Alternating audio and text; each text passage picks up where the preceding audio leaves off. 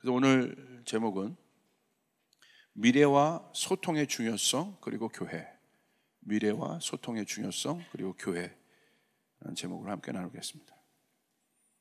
지난주 설교한 것처럼 말씀드린 것처럼 4차 산업혁명이 무엇인지 말씀드렸어요. 모든 영역의 융복합들이 일어나고 특별히 IT 기술 또 테크놀로지에 기반한 발전.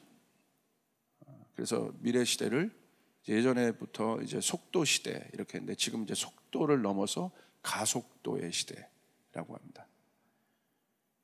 그리고 이 발제는 2016년 다보스 포럼에서 이제 4차 산업혁명이라는 4차 산업이라는 그 발자가 된 후에 많은 곳에서 그때부터 논의가 있고 이제 그 시대 안으로 이제 많은 사람들이 그것에 대해서 정의하고 있고 보고 있습니다.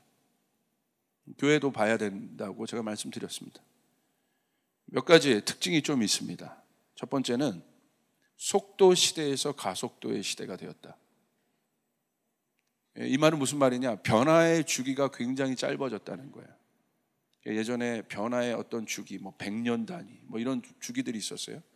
그런데 이제는 지금의 현 1년의 변화가 예전에 30년, 40년, 이런 변화와 맞먹는 그런 변화의 주기를 저희가 갖고 있습니다. 무슨 말이냐? 엄청나게 빠르다는 거예요. 그래서 미래를 뭐라고 얘기합니까? 불확실성의 시대라고 얘기해요. 예측할 수 없다. 아무도 예측하지 못한다. 그러니까 예전에는 검증을 통해서 미래를 예측했어요. 그런데 검증이 속도를 못 따라가는 거예요. 그러니까 예측이 안 되는 거예요. 그래서 불확실성의 시대다. 이렇게 봅니다. 두 번째는 전체가 이 IT의 발전들을 위해서 집단적으로 굉장히 전체가 이제 성장하고 변화되고 있는 그런 시대예요. 그런데 그 속에 있는 개개인은 그 어떤 때보다도 불안한 그리고 불확실합니다. 그래서 미래에 대한 기대감도 굉장히 크지만 불안감이 같이 공존하고 있는 시대. 이렇게 우리가 생각해 볼 수 있어요. 셋째는 기술의 발달로 특별히 그 소비자, 공급자 말고 소비자의 그 레벨이 굉장히 스마트해지고 있어요. 그래서 공급자건 소비자건 어떤 그 영역의 파괴들이 지금 일어나고 있습니다. 그래서 소비자는 단순히 물건을 사는 소비자에 그치지 않고 생산부터 유통까지 전 단계에 거쳐 영향을 줍니다. 왜냐하면 정보가 공유되어 있기 때문에. 모든 것들이 이제 다 숨길 수가 없어요. 다 보여주기 때문에 오픈되어 있기 때문에 오픈 소스 되어 있기 때문에 그럴 수 없습니다. 그래서 이런 시대적 그 현상이 이제 뭘 가져오냐? 사회적 변혁으로 탈권위화, 디센트럴라이제이션 얘기했어요. 이것이 4차 산업혁명의 핵심적 키워드인데 디센트럴라이제이션, 탈권위화되고 있고 수직에서 수평으로 변화되고 있고 영역의 융복합들이 일어나고 있고 한마디로 말하면 다양성이 일치보다는 다양성이 굉장히 존중되는 사회로 가고 있습니다. 이것이 포스트 모더니즘의 어떤 그 변화와 맞물려 똑같이 급속도로 진행되고 있는 일들입니다. 그래서 많은 고민들이 있어요. 이 부분에. 그럼 이런 사회를 우리가 어떻게 맞이해야 될 것인가? 두 가지 보편적인 대안들을 제시합니다. 그 두 가지 이제 보편적 대안이 뭐냐면 첫 번째는 책임 있는 리더십을 얘기합니다. 검증이 속도를 따라가지 못하기 때문에 미래를 예측할 수 없어요. 말씀드렸죠? 알 수 없습니다. 그래서 그 어떤 때보다도 책임 있는 리더십이 대두되고 있습니다. 다변화된 사회 속에서 사회는 방향성을 잃을 수 있기 때문에 모든 것이 자유예요. 그렇죠? 이게 자유가 이제 특징이죠. 자기 목소리를 다 낼 수 있는 그런 시대라는 거예요. 하지만 여러분 잘 아는 것처럼 통제되지 않는 자유는 혼돈을 가져오고 무질서를 가져옵니다. 그걸 아는 거예요, 사람들도. 그래서 그 어떤 때보다도 이 자유에는 책임이 따르기 때문에 책임 있는 리더십이 그 어떤 때보다도 강력하게 대두되고 있습니다. 그래서 무엇보다 서로를 존중하고 주어진 자유에 대한 책임을 갖는 리더십이 대두되고 있습니다. 그리고 두 번째 키워드는 소통입니다. 다변화된 사회 속에서 공감대의 형성이 절대적이라는 거예요. 그리고 그 공감대의 형성이 사회를 존속시키는 가장 중요한 가치가 된다는 것입니다. 여러분, 개인은 있지만 혼자 살아갈 수는 없죠. 우리가 집단 속에 살아가고 있고 또 사회라는 곳 속에서 우리가 있지 않습니까? 그렇기 때문에 인류 안에 또 개인이 있고 개인 안에 또 인류가 있고, 그래서 소통이 가장 중요한 지금 키워드가 된 거죠. 책임 있는 리더십, 소통. 그리고 특별히 오늘 이 소통이 왜 이렇게 중요한지에 대해서 여러분에게 말씀드리고 싶습니다. 이 소통이 여러분 계속해서 발전을 해옵니다. 인류의 역사를 보면 언어 문자의 발달을 통해서 인간은 소통을 할 수 있게 됩니다. 그리고 이것이 생산에 굉장히 중요한 수단이 됩니다. 이런 경쟁해야 하는 인간 사회 속에서 소통은요, 경쟁에서 이길 수 있는 가장 강력한 도구가 돼요. 소통하지 않는 어떤 집단과 소통이 잘 돼 있는 집단이랑 붙어보세요. 누가 이기겠어요? 뭐 말할 것도 없죠. 소통 잘 되고 있는 집단이 당연히 이기겠죠. 그래서 소통이 중요한 키워드가 되고 있다는 거예요. 그래서 우리나라도 이 IT 기술 발달로 사실은 엄청난 소통이 사실 이루어지고 있는 나라인데 저희 나라의 엄청난 경쟁력입니다, 이게. 그래서 여러분 생각해 보세요. 이 소통이 왜 중요한가? 한자 문화권 우리 안에 있죠. 한자 문화권 한중일이 그 안에 들어가 있는데 한국, 중국, 일본. 여러분 우리 안에 공감대의 형성이 있잖아요. 한자를 쓰는 저희들 안에 공감대의 형성이 많은 또 소통을 가져옵니다. 이게 중요하다는 거예요. 공감대의 형성이. 그리고 우리가 여러분 종교도 마찬가지 아니겠습니까? 자기가 그 종교 안에 갖고 있는 그 가치들이 공감대로 형성될 때 어떤 그 종교를 예를 들면 파워가 있죠. 우리 기독교는 우리 안에 있는 가치가 있지 않습니까? 여러 교리들도 있고 그것이 공감대로 형성되기 때문에 우리가 집단적으로 어떤 일들을 할 수 있는 거예요. 굉장히 중요한 힘입니다. 제가 그 예를 여러분 프린트물에도 나눠드렸는데 징기스칸이 저희 교회가 몽골 선교를 또 많이 하니까 징기스칸이 세계를 정복할 수 있었던 가장 또 큰 이유 중에 하나, 여러 가지 이유가 있는데 그것이 하나가 뭐냐면 그들이 갖고 있었던 원탁의 소통 구조입니다. 그들의 여러분 그 집은 아시는 것처럼 원형의 게르거든요, 게르. 그래서 이게 왜 중요하냐면 모든 것이 그 원탁 안에서 이루어져요. 이렇게 회의가 이렇게 하이라르키처럼 어떤 지배적 구조에서 이루어진 것이 아니라 상위적 구조에서 이루어져요. 그래서 몽골 사람들의 특징을 보면 굉장히 정치적이에요. 좋은 뜻으로. 그러니까 웬만해서 싸우지 않아요. 웬만하면 해결하려고 그래요. 그러니까 그들이 싸우겠다고 하면 이제 안 보는 거죠. 이렇게. 그러니까 이게 왜 중요하냐? 예를 들어서 뭐 유럽의 어떤 나라와 전쟁을 한다. 그럼 이제 전술과 전략이 있을 거 아니에요? 그러면 하루 아침에도 전술과 전략을 바꿀 수 있는 거예요. 왜? 원탁의 이 게르 중심의 소통 구조가 위에서 명령이 하달되면 밑으로 내려가는데 하루 이틀이 안 걸려요. 그러니까 그 전에 이런 전술을 갖고 있다 할지라도 그 다음날 상황과 환경을 보면서 이 전술이 안 맞네, 이거 바꿀 수 있어요. 그러니까 당해낼 수가 없는 거예요, 이 군대를. 엄청난 소통의 힘을 갖고 있던 것이 이 몽골의 부대였습니다. 성경에서 이제 나와 있는 대표적인 이제 소통의 어떤 그 부재로 어려움을 겪었던 이 예화가 바벨탑이죠. 여러분이 잘 아는 것처럼 바벨탑은 하나님을 대적해서 올라간 탑입니다. 그 탑에 중점이 있는 것이 아니라 그 탑을 그들의 가치, 하나님을 대적하는 가치를 그들이 어떻게 모았냐는 거예요. 소통이에요. 어떤 누가 깃발을 들었을 거 아니에요. 이건 우리 하나님 우리의 이름을 높이자. 하늘 끝까지 탑을 쌓자. 그 이념들, 그 가치들이 어떻게 탑을 쌓는 게 목적이 아니라 그 탑을 쌓을 수 있는 원동력과 힘이 어떻게 만들어졌냐는 거예요. 소통이죠. 언어가 하나였기 때문에 충분히 가능했습니다.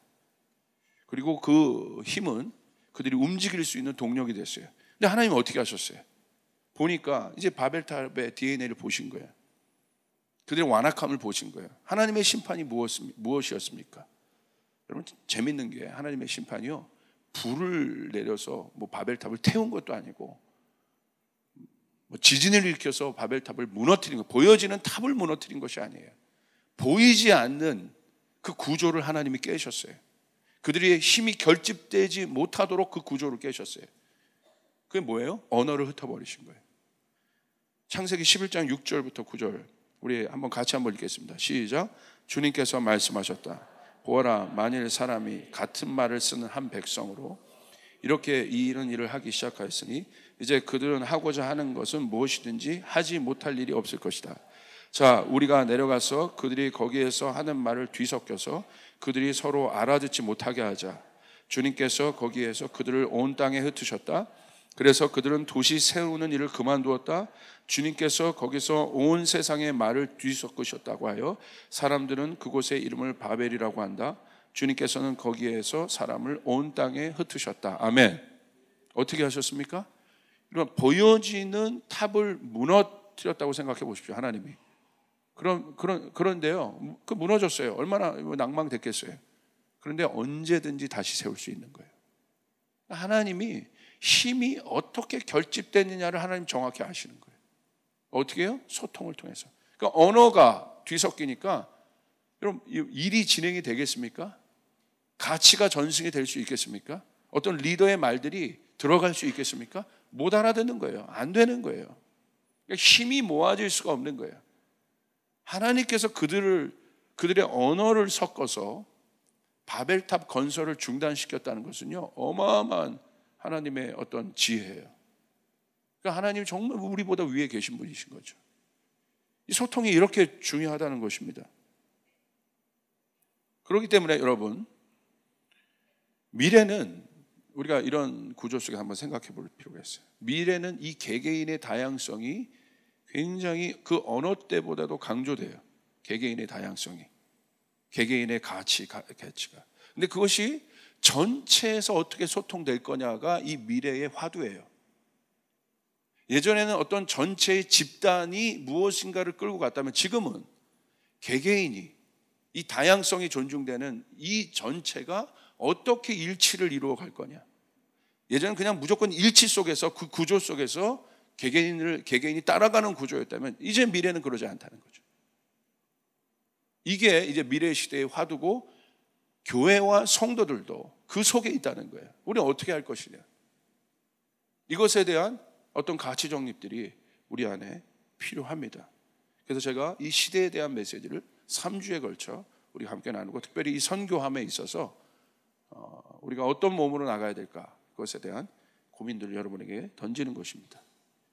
자, 그 4차 산업시대 속에서 교회는 어떨까?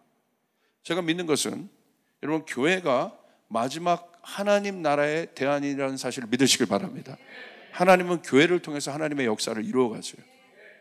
마지막에 여러분 계시록에 보면 마지막에 신부인 교회가 일어나서 주님의 일을 완성합니다.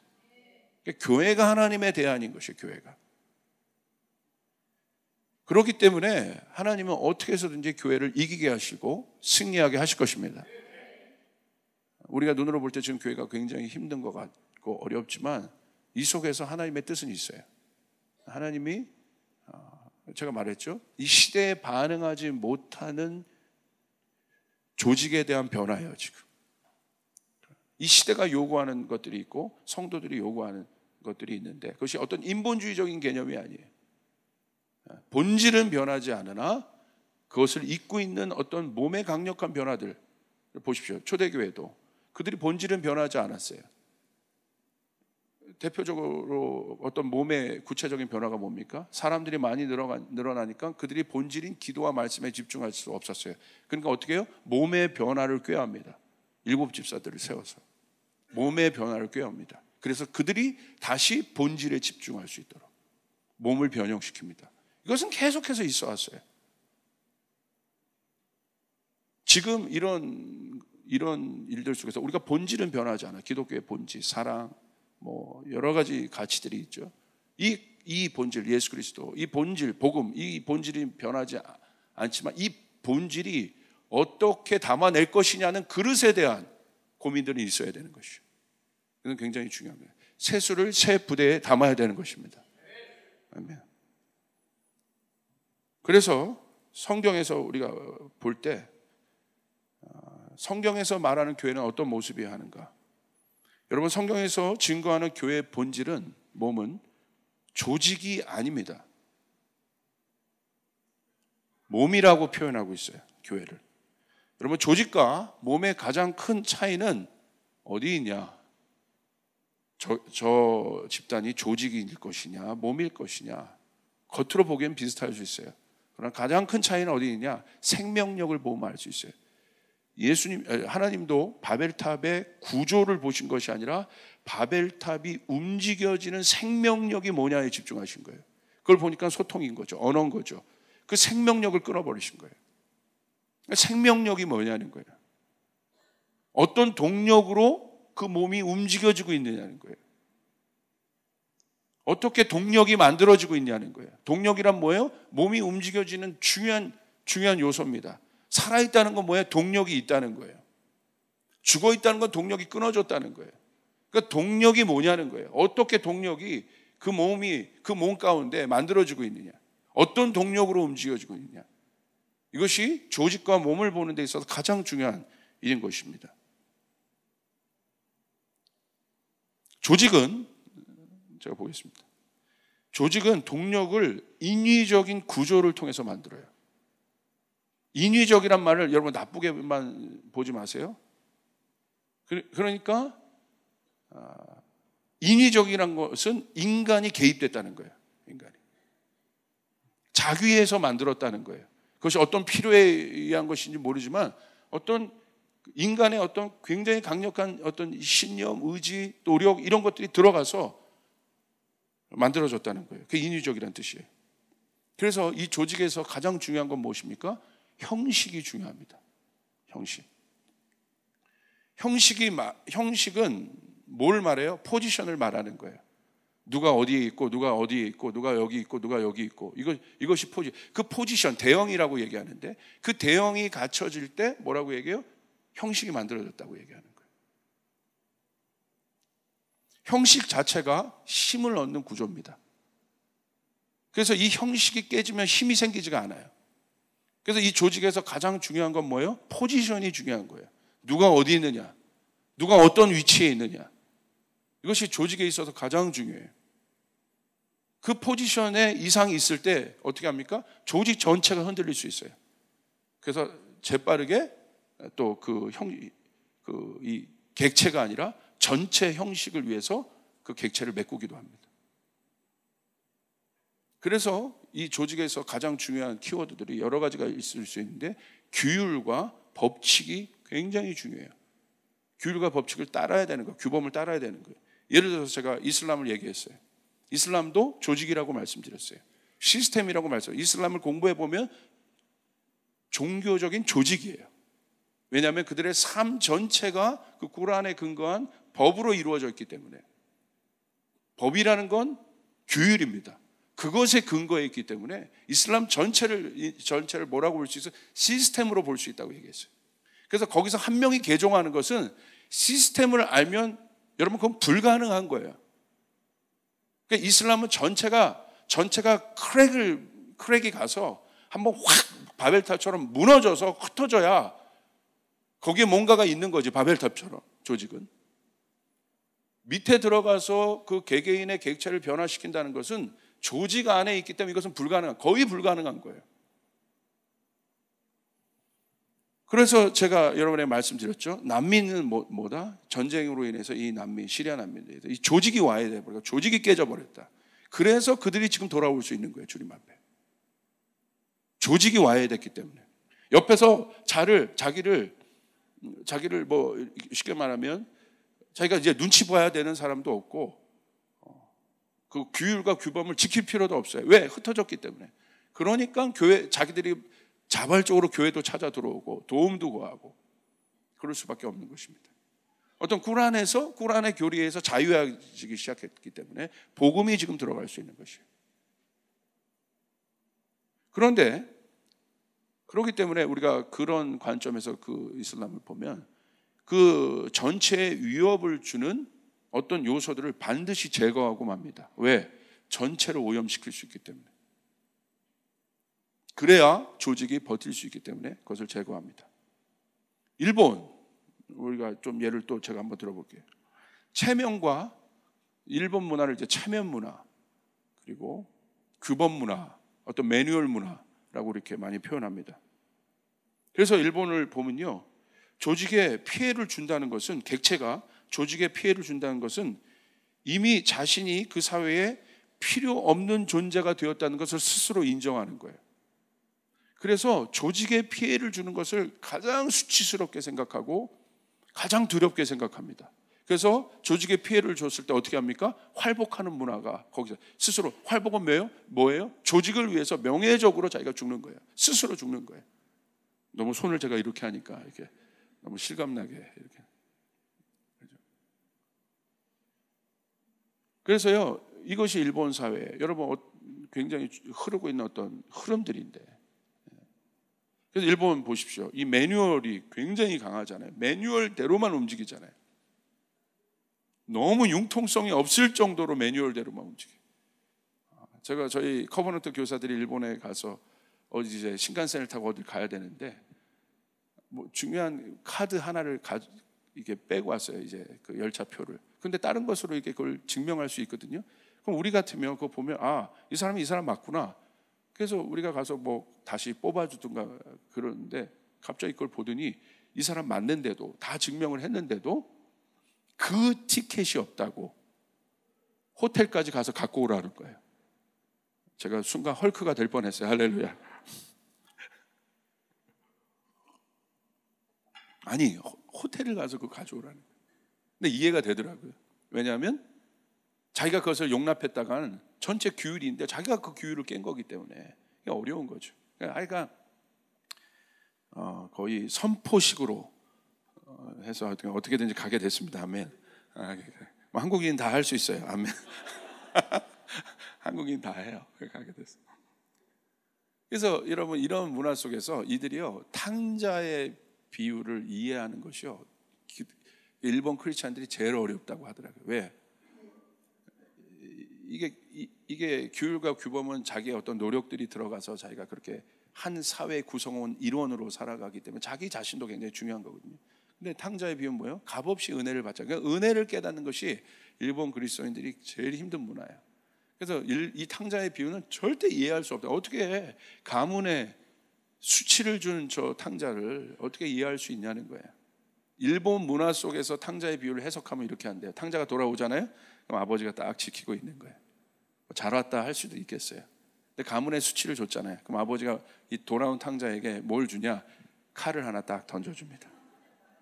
그럼 탕자가요, 스스로 아버지, 가문에 수치를 주었습니다. 제가 스스로 가문을 위해 죽겠습니다. 탕자가 활복을 한대요. 그럼 옆에서 큰형이 이게 활복하면 힘드니까 큰 이 일본 검으로 머리를 한번 쳐주는 거야. 할래. 그래야 이제 깨끗이 이 탕자의 비유가 끝난다. 무서운 나라, 무서운 나라, 무서운 나라. 이것이 자기 정서 속에서 이해하는 탕자라는 거예요. 절대 이해하는. 굉장히 강하죠. 이게 조직이 어떤 그런 특성들이 있습니다. 그런데 교회를 조직으로 얘기하고 있지 않다고요. 않다는 거예요, 성경에서. 성경 어디에 교회가 조직이라고 이야기한 곳이 어디 있습니까? 교회는 그리스도의 몸이라고 얘기하고 있는 거예요. 바디라고 얘기하고 있는 것이에요. 조직과 몸은 다른 것입니다. 몸의 특징은 무엇입니까? 몸의 특징은 다양성의 존중이에요. 다양성이 각 객체가 다른데 다양성이 동일하게 존중되며 몸을 이루는 겁니다. 팔과 다리가 달라요? 여러분, 팔과 다리가 같은 분 있어요? 할렐루야. 다르잖아요. 팔과 다리는 분명히 모양도 다르고 기능도 달라요. 그러나 몸 안에서 동일하게 존중돼요. 다른데 몸 안에서 없어서는 안 될 것이고 동일하게 존중돼요. 여러분, 눈에 잘 보이지 않는 혀 같은 경우, 여러분 이런 건 팔 이런 건 눈에 보이지만 현 눈에 뭐 안 보이고 저기 뭐 치아 같은 경우도 입에 눈에 잘 안 보이잖아요. 그러나 중요하죠. 눈썹 잘 보이지도 않죠. 그러나 중요하죠. 코털 여러분 코털 나온 것만 보지 마시고 되게 그렇지만 중요하죠. 우리 말씀드린 어떤 분이 이 항암 저희 교회 집사님이 항암 치료 받으시다가 그것까지 감사했다는 얘기를 듣고 제가 감동받았다고 하죠. 코털이 필요 없을 것 같은데 남자들은 이거 막 불편하거든요. 막 삐져나오면 저희 아내가 막 이거 저 넣어주느라고 바쁘고 목사님이 막 넣느라고 왜 이게 막 그러잖아요. 근데 이게 왜 있어야 되나 막 하는데 그거 없으니까 그 항암 치료 받으면서 털이 다 빠지니까 그거 없으니까 어떻게 해요? 콧물이 그냥 줄줄 샌다는 거예요. 그냥 그때 코털의 중요성을 그거에서도 감사했다. 다 중요하다는 거예요. 몸에 붙어 있는 모든 것이 중요하다는 거예요. 그런데 조직은 서로 다른 지체를 형식과 규율로 그 다양성을 일반화시켜 버립니다. 그 다양성이 존중될 수가 없어요. 이게 문제인 것이죠. 그러니까 앞으로 변화되는 4차 산업 시대는 그 다양성이 무조건 이젠 존중되고 그 다양성이 두각되는데 관건은 뭐예요? 그 다양성을 어떻게 규합시킬 것인가? 그것이 화두인 거예요. 이제 한국 교회도 마찬가지죠. 이런 시대 속에서 저희야 지금 이 시대를 뭐 살고 있지만 이런 개념 속에서 저희가 미래 바라봐야 될 저 10대 또 밑에 아이들은 10년 후, 20년 후 어떤 세계관 속에서 이들이 살아갈지를 한번 생각해 보라 이거예요. 우리가 미리 2018년 제가 플랫폼에 대해서 이야기했고 이 2018년 이 변화 속에서 만들어진 이 플랫폼이 내 인생의 10년을 만들 것이고 우리 일터의 10년을 만들 것이고 여러분 미래의 10년을 만들 것입니다. 할렐루야. 중요한 거라는 거예요. 중요한 거. 우리 교회의 10년이 여기에 결정되어 있는 거예요. 이 다양성이 몸처럼 하나 될 수 있는 비밀이 뭘까? 제가 이 고민이요. 얼마나 이게 되든지 이걸 뭐 직분자 시스템으로 하면 되냐? 뭐 어떻게 하면 되냐? 그건 이게 조직 구조인데 어떻게 하면 될 거냐? 이 다양성이 세대별의 다양성이 있고 또 교회 보십시오. 이념적 다양성들이 있어요. 여러분 제가 좌파예요, 우파예요? 말 못하잖아. 제가 교회에서 제가 중요하게 얘기하잖아요. 복음은 이념 위에 있다고. 할렐루야. 할렐루야. 복음은 이념 위에 있는 거예요. 이것이 우리 교회는 그나마 선교로 저희가 올인하면서 그 가치들이 선교로 집중되어 있기 때문에 그런 것이 없는데 다른 교회들은요, 여러분 뭐 분열하고 갈등하고 카톡에서 싸우고 난리들입니다. 다 맞는 말이에요. 자기 주장 다 있는 거죠. 근데 그 다양성이 어떻게 성숙하게 공존될 수 있느냐, 그것이 문제죠. 여러분 인연 갖고 붙으면요, 아버지 어머니랑 아버지랑 자식이랑도 붙어버려요. 요즘에 뭐 없어요. 우리가 잘 생각해야 된다. 성경이 뭘 말하고 있냐, 본질이 뭘 말하고 있느냐, 어떤 그릇 속에서 그 다양성들을 우리가 담아낼 수 있느냐. 여러분 우리 기성세대가 지금 밑에 세대들 여러분 이해하십니까? 저도요 이해가 안 될 때가 있어요. 저 2부 예배 때 가끔 막 뭐 어마어마한 찬양들 장르 갖고 하면요 막 예배가 안 돼요. 할렐루야. 그냥 믿음으로 선포하는 거예요. 제가 1부 예배가 잘 돼요. 2부 예배는 제가 물론 되게 좋지만 뭐 좋아하니까 저도 그냥 같이 뛰어주는 거예요. 할렐루야. 성령이 와서 뛰는 게 아니라, 성령이 와서 뛰는지 않아요 절대. 목사님 무슨 성령 받아서 이렇게 뛰고 있나? 아니요. 그냥 뭐예요? 그냥 아비의 마음으로 같이 뛰어주는 거예요. 같이. 그럼 얘네들이 보면 잘하고 있다. 격려죠, 격려. 사랑의 마음으로 뛰어주고 있는 거예요. 여러분 제가 46인데 힘들어요. 오늘도요, 제가요, 손에 핸드폰을 들고 핸드폰을 찾았어요. 1분 동안 핸드폰을. 어디 있지? 그리고 차를 타는데 핸드폰이 여기 있는 거예요. 그때 오는 여러분 자괴감 아세요? 물론 며칠 동안 막 열심히 사역했기 때문에 그것으로부터 오는 것도 있지만, 이게 아세요? 그런 경험이 있으신 분들 한번 손 들어보세요. 위로를 받습니다. 손에 핸드폰을 두고 핸드폰을 제가 찾더라. 이게. 여러분, 그 밑에 세대들 이해하십니까? 이제 선교계에서는 밑에 세대를, 디지털 세대를 어떻게 해요? 미전도 종족으로 지금 개념 정리를 하고 있습니다. 미전도 종족이 바깥에 있는 것이 아니라 다른 개념들로 들어가야 한다.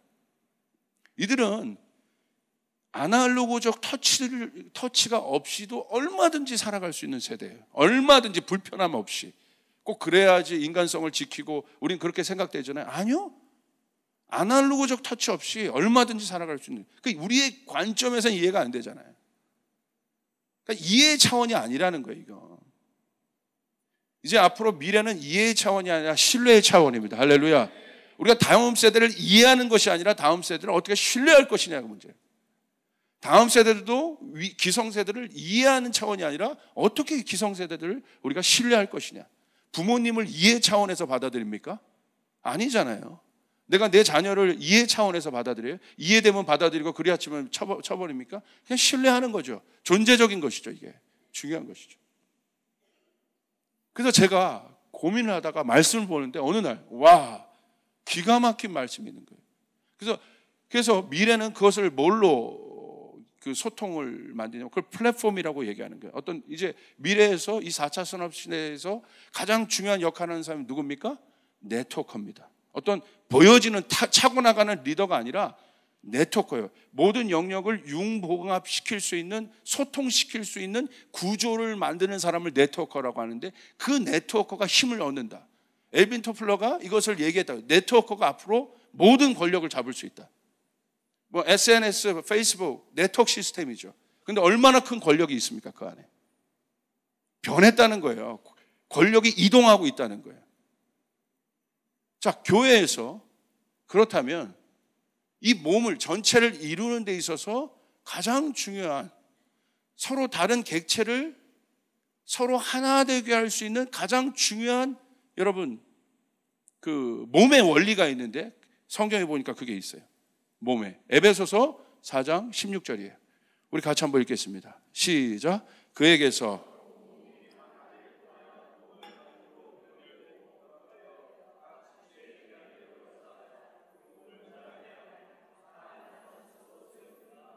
서로 다른 지체가, 이 팔다리가 서로 달라요. 이 몸통과 이 팔이 달라요. 그런데 어떻게 연결돼요?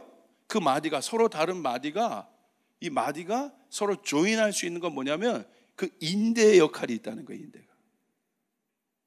그 인대가 서로 다른 마디를 결합시킨다는 거예요. 그래서 한 몸을 이루게 한다는 거예요. 자, 온 몸이 어떻게 구성되어 있느냐? 각 마디를 통하여 도움을 받아, 각 마디의 도움을 받아서 연결되었다. 이 연결이 소통이죠. 서로 각자 다른데 그 마디가 기능을 해줌으로 말미암아 연결이 되고, 서로 다른 마디가 한 몸처럼 자기 기능이 있지만 그 기능이 전체 몸에서 소통하고 있다는 거예요. 여러분, 이거 엄청난 겁니다. 할렐루야. 이거 조목사가 이거 발견했다는 거 여러분 놀라운 거예요. 할렐루야. 그냥 아까 여러분 우리 사역자 시스템을 신경민 전사님 예전엔 다 그걸 분할시켜서 사람을 세웠지만 지금 우리가 그 실험을 하는 거예요. 조인해서 유스와 또 고3과 청년일부, 여러분 그냥 학제로만 다르지 그들의 생각은 비슷하거든요. 이걸 왜 분리시켜? 전체적인 사역자가 이것을 연결시키면 되는 건데, 이 고민이 실제적이었던 거예요. 그리고 실제적으로 보니까 바깥에 한국교회도 그때 다 이탈돼요. 청년부 열심히 했다가 신혼부부만 들어가, 신혼부부 되면서 환경과 이어가지고 완전 달라지거든요. 그때 다 어려워져요. 이것을 같이 보면 되는데 굳이 결혼했다는 이유만으로 왜 이 정서적 분리들을, 여전히 정서감은 이쪽에 있는데, 근데 이 애를 낳으면 또 다른 시스템이 되기 때문에 여러분, 그래서 이 신혼부부만과 이 애를 낳은 또 젊은 부부들을 같이 수련회에 갔더니 의도는 좋았는데 제가 실수했다는 걸 느꼈어요. 할렐루야. 애를 가진 엄마 아빠들은 그래도 애가 있으니까 그거에 대한 공통점인데, 신혼부부만들은 애도 그 얼굴들이 같이 넋이 나갔더라고. 할렐루야. 이거 아니구나. 오히려 이쪽으로 유대감이 가깝구나. 이 마디를 어떻게 연결할 건가? 그렇게 될 때 몸이 되는 거예요. 자, 그리고 그럴 때 어떤 일이 일어납니까? 각 지체의 분량대로 역사하여 각 지체가 살아나는 거예요. 각 지체가 분량대로 자기 기능들이 지금 살아난다는 거예요. 그리고 그 몸을 스스로 자라게 한다. 할렐루야. 아멘. 동력이 거기서 만들어지는 거예요. 어디에서? 인대에서. 각자 이 손의 동력, 발의 동력, 또 다른 기관의 동력이 있는데, 이 동력이 전체의 동력으로 어디에서 만들어져요? 인대의 역할이에요. 이 인대를 통하여 몸이 구성된다는 거예요. 여러분, 4차 산업시대 여러분 딴 거 강의 볼 필요 없어요. 다 나와 있어요. 이 4차 산업시대가 제가 봤을 때 이 세상의 끝판왕입니다. 가상과 현실이 융복되고 있기 때문에. 그래서 5G가 나오면 어떤 개념이냐면, 가상과 현실이 버퍼링이 있었거든요. 그래서 여러분 그 실제감이 좀 다르게 느껴지는 거예요. 근데 5G는 그것을 동일해 버려요. 버퍼링이 없어요. 그냥 똑같아요. 버퍼링 스님이 없어져요. 버퍼링 중. 할렐루야. 이거 알아듣는 사람만. 버퍼링 스님이 없어요. 자, 보세요.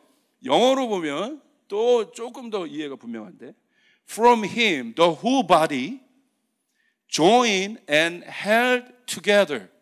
모든 몸이 같이 연결된다. 뭐에 의해서? By. 이 by가 중요합니다.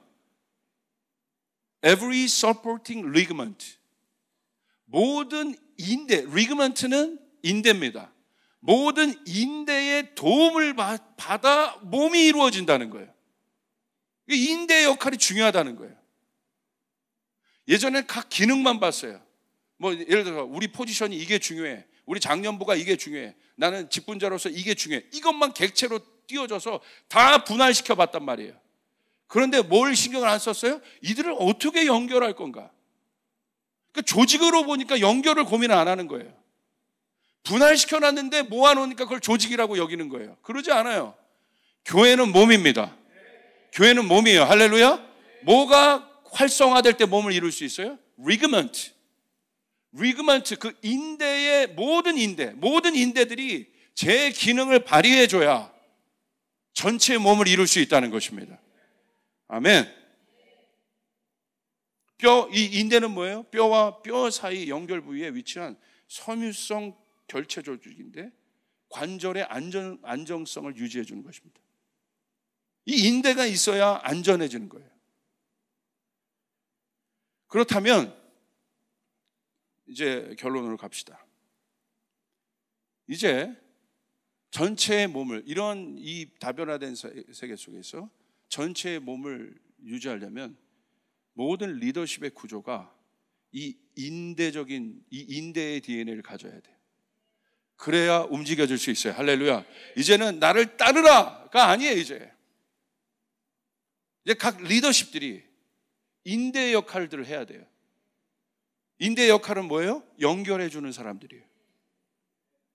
인대는요, 자기 인대의 기능은 뭐예요? 팔의 기능, 다리의 기능도 아니에요.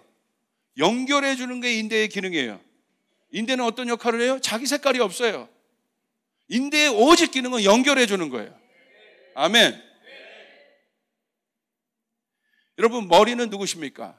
에베소 4장 15절에 보면 머리가 그리스도라고 했어요.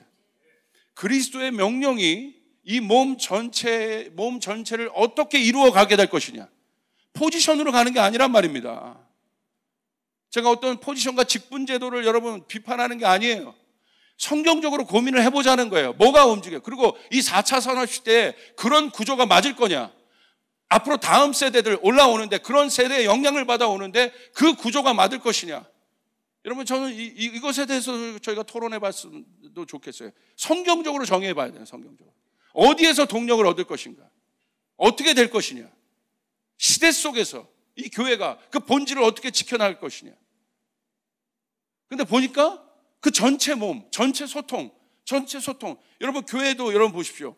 교회 안에 있는 가장 큰 여러분 고민이 뭐예요? 세대 간의 단절이에요. 소통이 안 된다는 거예요. 여러분, 가정에서도 여러분 경험하지 않습니까? 소통이 안 되잖아요. 그런데 누가 있으면 소통을 해요? 위나 아래를 이해해 줄 수 있는 어떤 가족 구성원의 지체가 있으면 소통해요. 예를 들어서 저희 아내와 제가 소통이 안 될 때가 있어. 근데 저희 가끔 둘째가 소통을 시켜줄 때가 있어요. 엄마 이해해, 아빠 이해해. 이 사람이 있으면 소통이 된단 말이에요. 자기를 바라보라고 얘기하고 있지 않아. 엄마도 아빠 이런 거 있어, 이해해. 그리고 아빠, 엄마도 이런 거 있어, 이해해. 그러면 이해해야 되나? 할렐루야. 그게 이루어지는 거예요. 그냥 명령받아서 뭐 시키고 하는 게 아니라, 뭘 내리는 것이 아니라, 뭐 어떤 일들을 하려고 하는 것이 아니라, 앞으로 이런 교회 리더십이 이 인대의 역할을 하기 시작할 때, 한국 교회가 이 인대의 역할을 하기 시작할 때 교회는 하나 될 수 있습니다. 할렐루야. 이건 굉장히 성숙해야 되는 것이에요.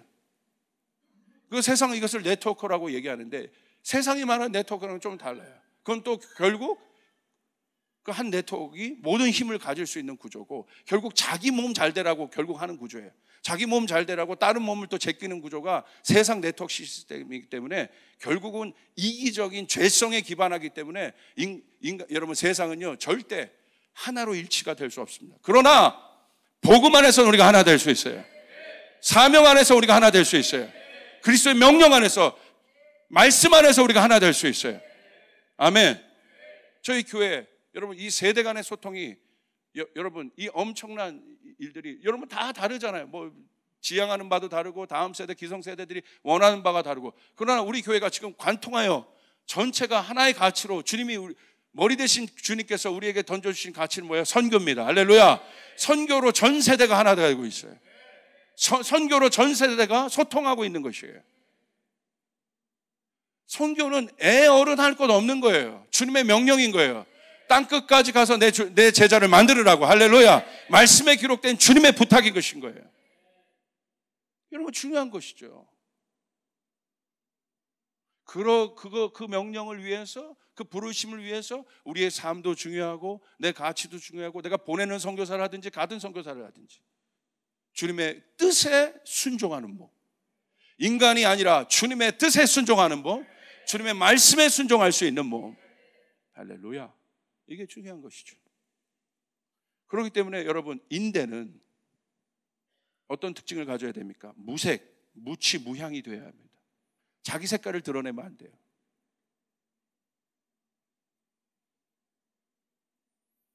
인대의 역할은 오직 각 마디를 연결하는 데만 충실해야 돼요. 자기 색깔을 드러내지 않는다는 건 뭐예요? 실제로 자신의 권한을 내려놔야 합니다. 자신의 역량을, 자신이 아닌 지금의 포지션 시스템은 자기를 지키는 데 집중해요. 내 자리를 지키는 데 집중해요. 내 권한을 갖는 데 집중해요. 그것은 그리스도의 몸의 역할이 아니에요. 인대의 역할이 아닙니다. 왜냐하면 힘을 가지면 그 밑에 줄을 서야 되기 때문에. 이게 어떤 질서이기 때문에. 그 질서로는 예전에는 그런 것들이 필요했어요. 저는 인정합니다. 왜? 그 시대는 우리 한국이 어려웠고, 뭔가 강한 카리스마적인 리더십이 있어야 됐고, 뭔가 이끄는 자가 있어야 됐어요. 이끌면 팔로워들이 따라가야 됐어요. 그건 그 시대적 요구예요. 뭐 조용기 목사님 세대, 그 시대는 그런 리더십이 요구가 됐어요. 그러나 지금 그렇지 않다는 거예요. 예수님도 제자들을 키울 때 리더십의 구조를 예수님 바꾸셨어요. 12명의 제자들, 예수님 함께 그들과 다니시면서, 여러분, 거기에 예수님이 특별히 사랑한 제자들도 있었지만 결국은 12명을 다, 도마까지 예수님이 치유하시면서, 도마까지 예수님이 다시 세우시면서 결국 그들 몸으로 다시 세워갔다는 거예요. 할렐루야. 할렐루야. 유다 하나가 유실됐지만 다시 마띠아를 세워서 다시 그렇게 예수님 움직이게 하셨다고. 그것이 초대교회의 원형적 모델이 됩니다. 그렇기 때문에 인대의 역할은 뭡니까? 오직 각 마디를 연결하는 데 충실하다. 앞으로 이 교회의 리더십은 각 마디를 연결하는 데 충실한 사람들이 일어나야 합니다. 내 부서만 보는 것이 아니라 전체를 볼 수 있는 눈들을 가지고 무색, 무향, 무치가 돼야 돼요. 무형이 돼야 돼요. 그것이 인대의 역할입니다. 팔이 돼서도 안 돼. 다리가 돼서도 안 돼.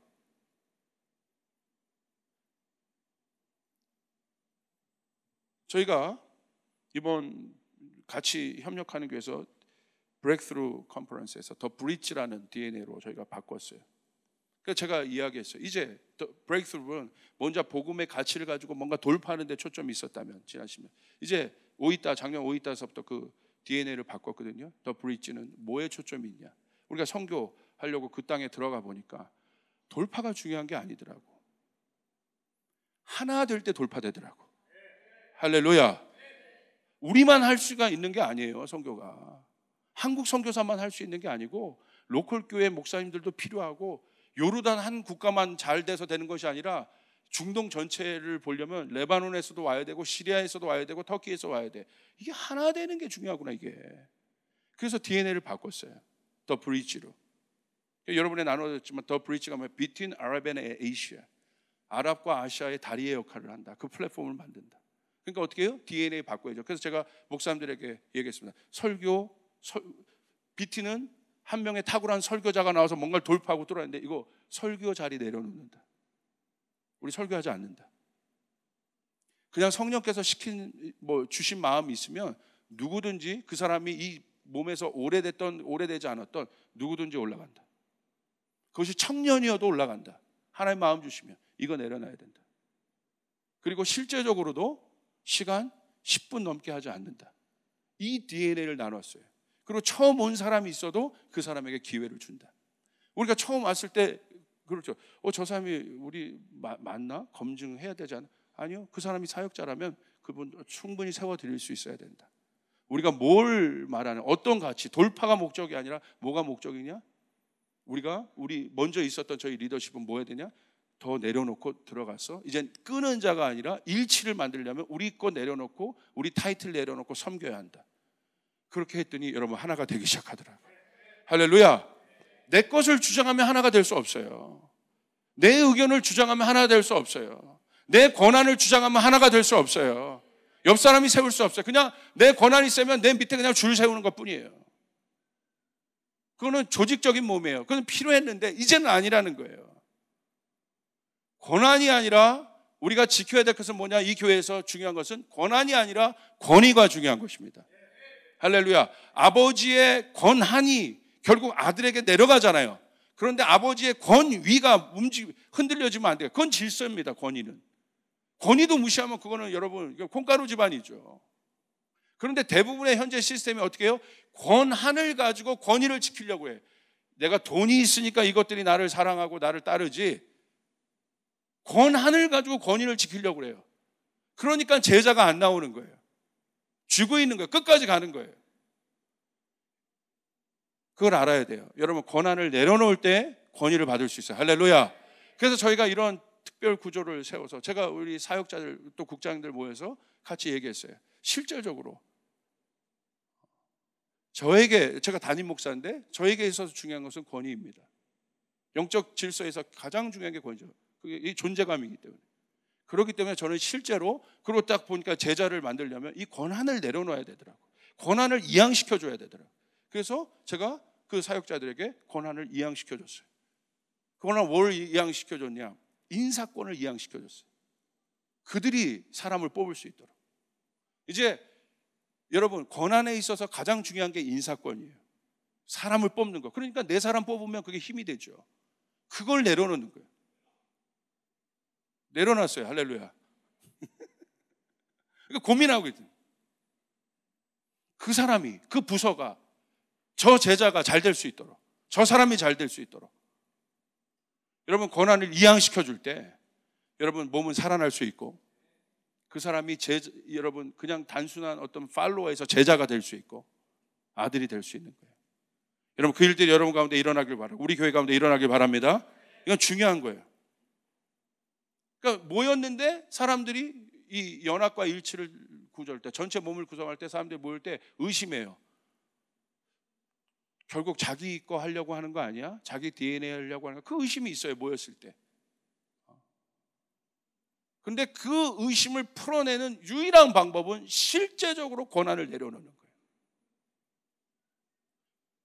거예요. 연합하자고 모였는데 결국은 그 사람이 마이크 다 잡고 있어요. 목사님이 연합하자고 모였는데 그 목사님이, 주가 목사님이 마이크 다 잡고 있어. 그러면 사람들이요, 두 번째는 안 모입니다. 모이자고 한 사람이 마이크를 내려놓고 있어야 돼. 그리고 실제적으로 온 사람들을 나같이 처음 온 사람도 여기 설 수 있어? 세울 때, 권한을 줄 때, 여러분 몸이 구성되는 거예요. 그 의심의 고리가 깨어지기 시작한다는 것이에요. 할렐루야. 내가 내려놔야 돼. 내가 무향이 돼야 돼요. 무색이 돼야 돼요. 내 색깔이 드러나면 안 되는 거예요. 그게 인대의 역할이에요.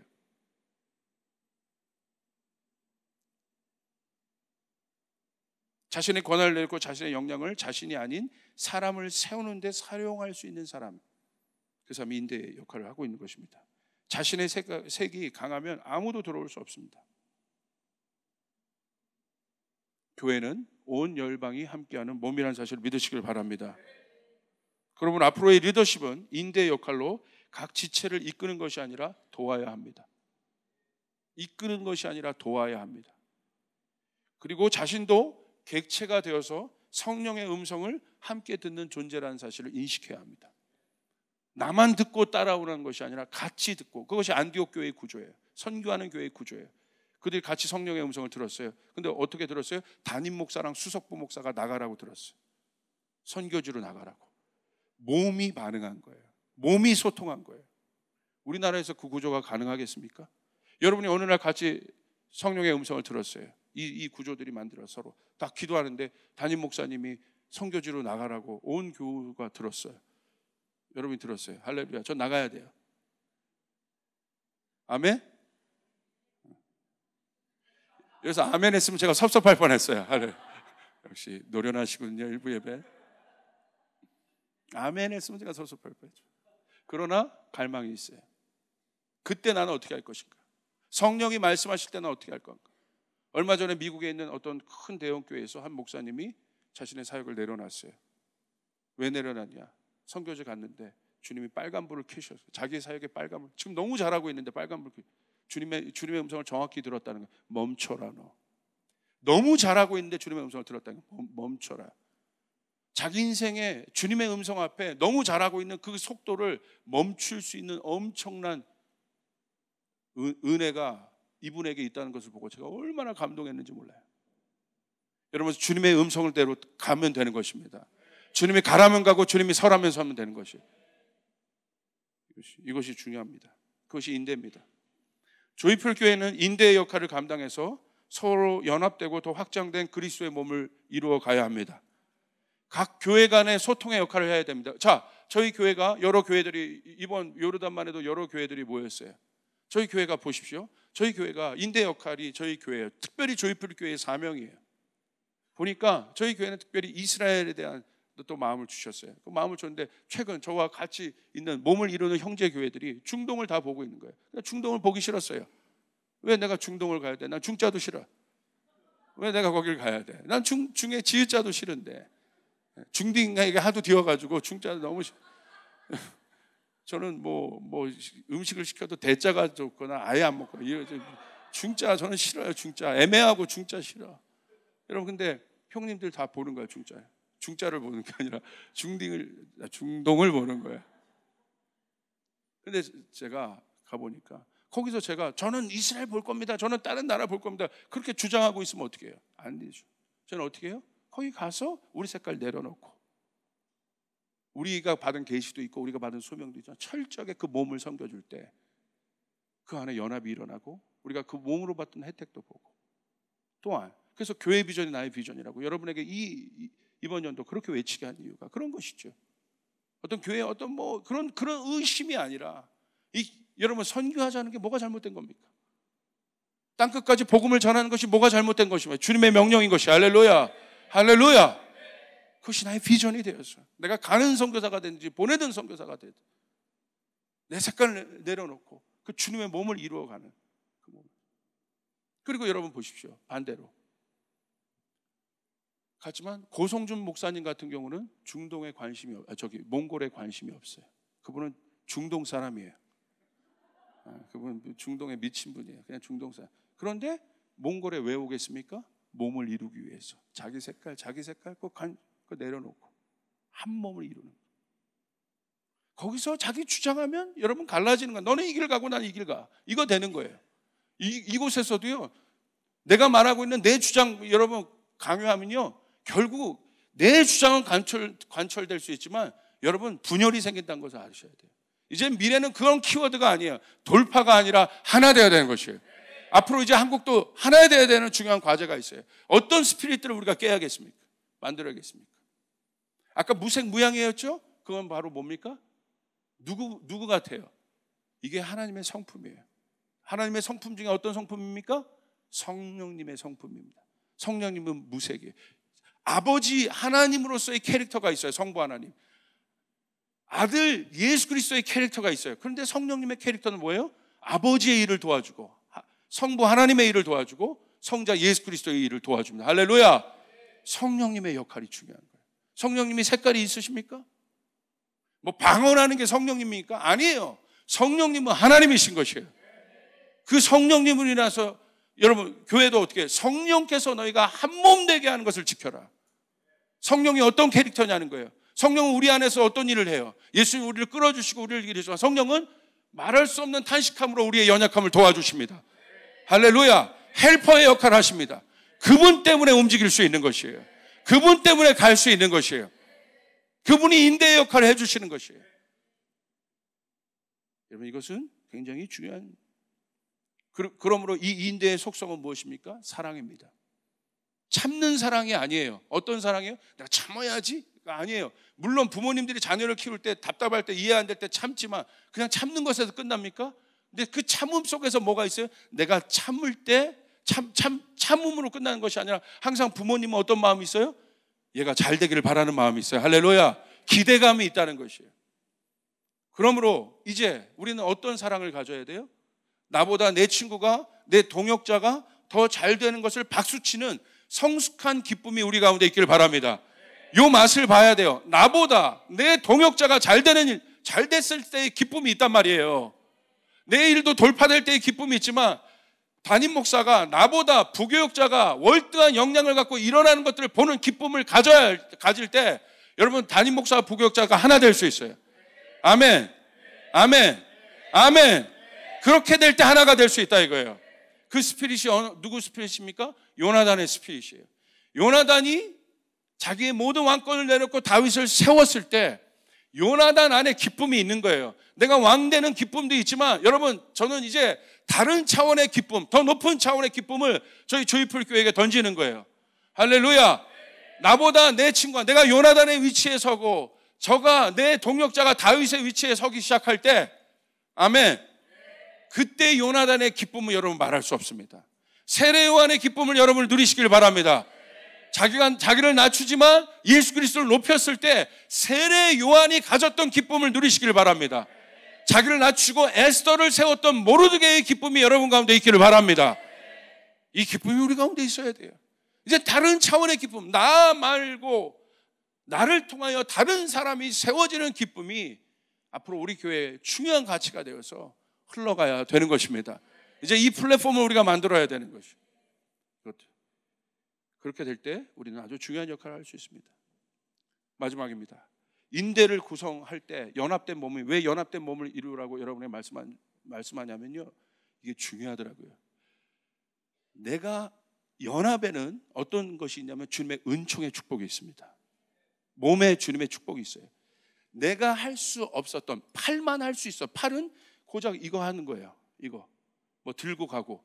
그런데 내가 할 수 없었던 발의 기능의 혜택을 팔이 보는 거예요. 나도 저기 가고 싶은데 팔 혼자 어떻게 가요? 못 간단 말이에요. 근데 발이 가주는 거야. 몸 전체에게 부어주는 축복을 나의 한계를 넘어선 몸 전체에게 부어주는 축복과 은총이 몸을 이룰 때 이루어진다는 사실이에요. 할렐루야. 제가 갖고 있는 네트워크 있습니다. 비즈니스 네트워크들이 있습니다. 아주 친한 또 뭐 그런 거죠. 보통 자기가 가까운 네트워크들은요 바깥에 오픈 안 합니다. 왜? 뺏기까. 저는 절대 그러지 않았어요. 제 몸을 오픈했어요. 제가 했던 영역들을. 그러니까 그 영역에 있는 저와 같이 동역하는 분들을 연결시켜줬어요. 만나시라고. 근데 보통 사람 뺏길까 봐 여러분 소개 안 합니다. 왜 그래요? 내가 좋아하는 사람들끼리 만나게 하는데. 그리고 이들끼리 서로 또 소통하게 하고. 나 안 부르면 어떻게 하지? 여러분 그건 관계가 아닙니다. 그들 만나게 해주고. 그렇게 될 때 이분이 자기 영역에서는 그 이상의 역할을 못 받지만 제가 문을 열어줄 때 제가 갖고 있었던 여러분 제가 돌파했던 어떤 그 영역의 축복을 이분이 들어가서 누릴 수 있는 이게 몸이 받는 축복이라는 거예요. 저희 같은 경우가 어떻게 한 교회가 중동 전체를 볼 수 있겠습니까? 말이 안 된다. 그런데 우리 몸 전체가 이루었던 또 해냈던 여러 교회들이 10년간 했던 그 축복을 저희가 같이 연합하니까 우리 교회가 할 수 없는 이상의 하나님의 복을 우리가 누리고 있다는 것이에요.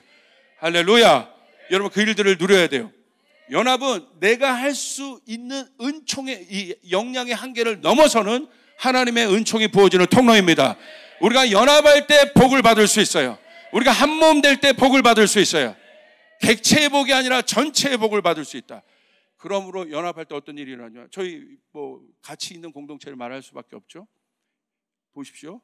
오이타 교회 얼마나 잘 됐습니까? 저희 교회 얼마나 같이 연합하면 수원 하나교회 얼마나 잘 됐고 히즈 스토리 교회 얼마나 잘 됐고 아가파워 미니스트리 얼마나 잘 됐습니까? 다 어렵다고 하는데 다 복을 받았어요. 좀 동서남북 교회도 그렇고 지금 이번에 수지선한 목자도 그렇고 모든 몸들이 다 복을 받았어요. 다 부흥하고 있어요. 여러분 몸에 주는 하나님의 축복이 있는 것이에요. 할렐루야. 이 몸에게 주는 하나님의 축복이 있어요. 조이풀 교회에게 주는 하나님의 축복이 있는 것이에요. 그 몸의 축복을 누리셔야 돼요. 하나님 몸 전체에게 복을 주길 원하십니다. 한 몸 된 이 교회에게 복을 주길 원하십니다. 객체되는 여러분에게 복을 주길 원하시는 것입니다. 이 은혜가 여러분 가운데 있기를 주님의 이름으로 축복합니다. 우리 주님께 영광의 박수를 올려주세요.